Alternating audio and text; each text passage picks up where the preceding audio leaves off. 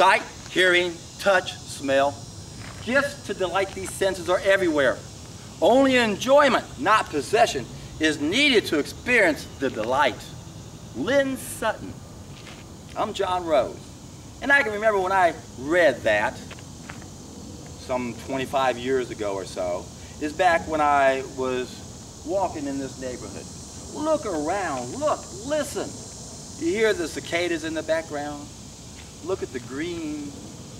You know, the beauty about nature is when you take a little bitty step and you look at the same place, you got a whole bunch of new information coming at you.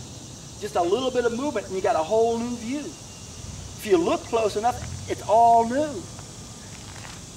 Gifts to delight these senses are everywhere.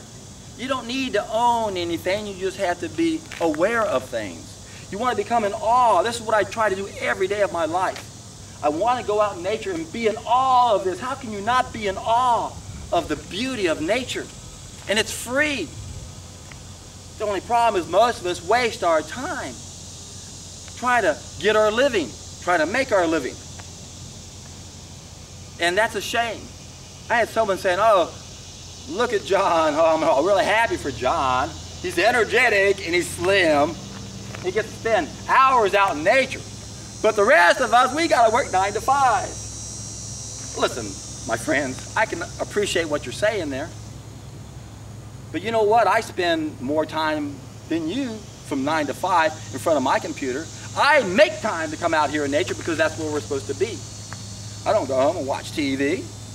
I don't go out to eat dinner and waste time doing that. I don't go out to movies and waste time doing that. What are you doing wasting time? Now, I know at certain times of the year, the sun sets pretty early. There's not much time to get out there. But remember what Buddha said. There are 8 requirements that are needed to end the suffering by correcting false values, false knowledge. And it starts off by having the right views, understanding. You must clearly see what is wrong, which is what Dr. Phil means when he says you cannot change what you do not acknowledge. Number 1, you've got to have the right views. You cannot change what you do not acknowledge. You must clearly see what is wrong. Number 2, we see this in every self-help book ever. You must decide to be cured. Right aspirations. That's the most important part. The hardest part of any journey is the first step. But once you take the first step on the hero's journey, my God, what a great journey it is. You're in for a treat. I guarantee if you haven't done it, you have no idea.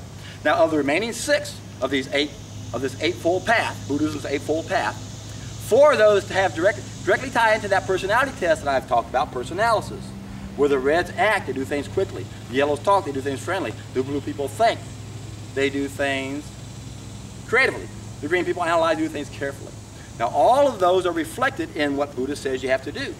You got to talk about it. You got to take action. You got to act about it. You got to think about it. You got to go at the same speed, the right velocity. And this is the key. We all have to really customize this, no matter what.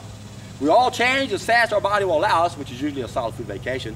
But if we're damaged, we got to respect those limitations and we change as fast as we can, both physically and mentally, emotionally. So that's that one. Now there's 2 more that tie into this. One of them was to meditate. The other has the right vocation. Your work cannot get in the way of your therapy. Oh, John, you're so lucky you spend time in nature.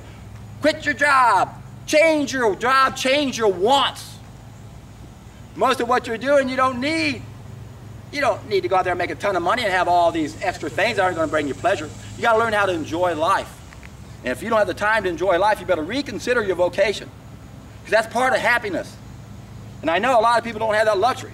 If you got so much time invested in a certain career and you're making a certain level of income. But again, if you change your wants, most of what we do is to go for things we don't need and just make things worse.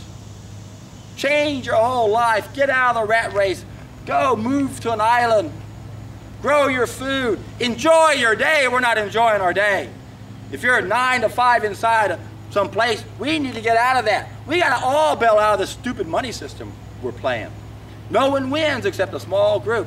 The rest of us are debt slaves. And a lot of people don't want to admit that. But you're afraid. I understand that, and I'll respect it. Can't push you anymore. I tried. Some of y'all just are too afraid.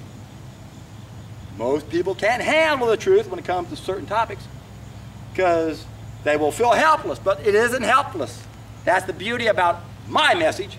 We have a solution to get out of the hole we're in. It all begins when we take or play our individual role by being the best that we can be. If that means we quit our job, if that means we change our values, if that means we take a solid food vacation, eat raw food, that's what it means.